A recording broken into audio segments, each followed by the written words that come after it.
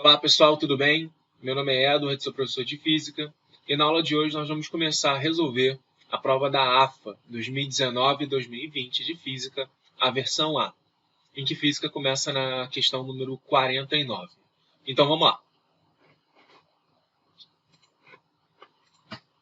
Em um local onde a aceleração da gravidade é g, as partículas idênticas 1 e 2 são lançadas simultaneamente e sobem sem atrito ao longo dos planos inclinados AC e BC, respectivamente, conforme mostra a figura.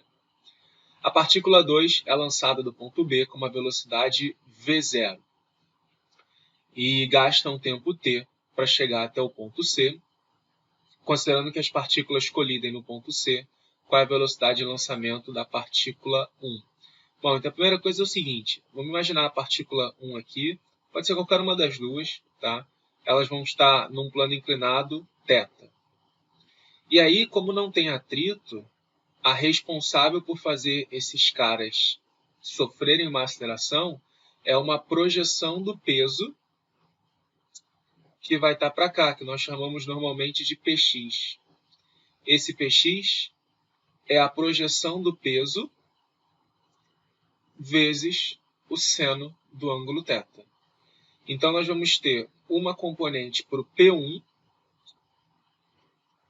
que vai ser, vamos chamar de P1x, P1 vezes o seno de 30 graus, e uma outra componente para o P2, chamada de P2x, que vai ser P2 vezes o seno de 60 graus.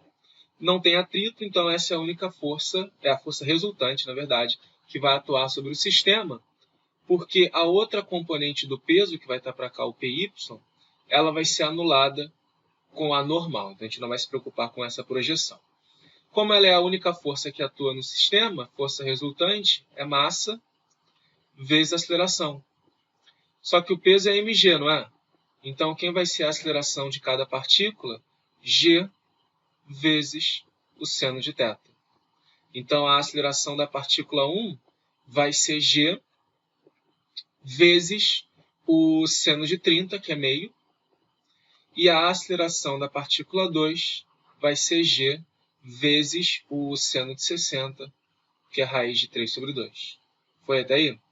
Agora a gente vai observar o seguinte, essa partícula, a 2, ela é lançada com a velocidade v0, e ela percorre uma distância que a gente vai chamar de x, que é a distância dc.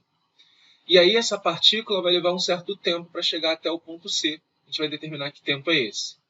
O que nós queremos descobrir é com que velocidade que nós temos que lançar também a partícula 1, vamos chamar aqui de V1, para que ela chegue no ponto C no mesmo tempo que a partícula 2. Só que observa o seguinte, que a distância AC vale x raiz de 3. Olha só por quê. Nós temos um triângulo retângulo ali, certo? E aí o que a gente sabe é que o lado oposto ao 30, se a gente chamar de x, a hipotenusa vale 2x, e o cateto adjacente vale x raiz de 3. Pô, se você não lembrar disso, não tem problema, mas tem que lembrar de alguma função trigonométrica. Por exemplo, quem é a tangente de 30? Não é raiz de 3 sobre 3? Ou 1 sobre raiz de 3? Então, isso é cateto oposto, que é o x que a gente está calculando, sobre o cateto adjacente, que seria o nosso lado AC. Então, AC vale x raiz de 3. Legal? Agora vamos para o move e calcular o tempo que essas duas partículas levam para chegar até o ponto C. Vamos lembrar aqui da equação do move. Como eu quero tempo, e eu tenho ΔS, então ΔS vai ser V0t menos AT ao quadrado sobre 2. Menos porque as partículas elas estão sendo lançadas para cima e a aceleração está contrária para baixo.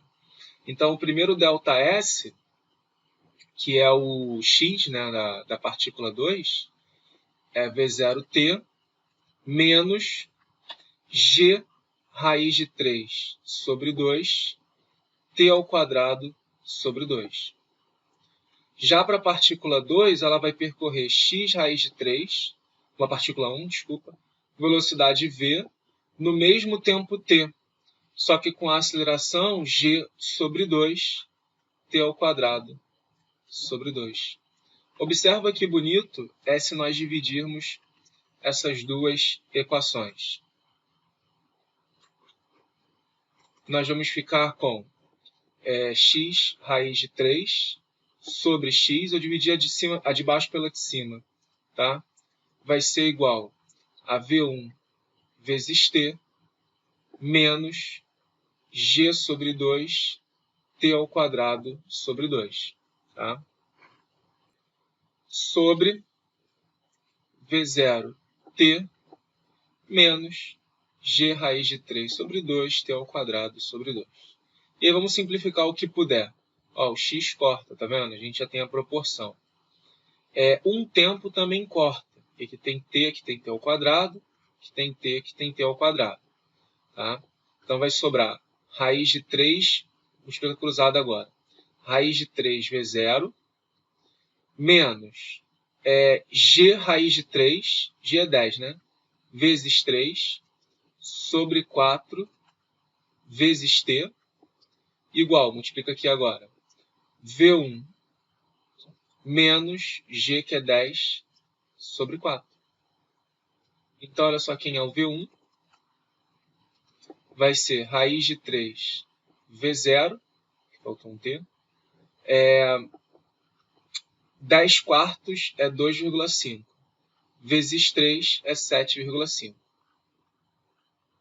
Então, isso vai ficar menos 7,5 mais 2,5 é menos 5 vezes t.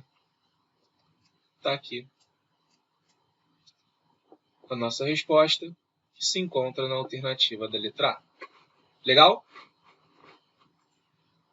Então é isso aí, pessoal. Até a próxima.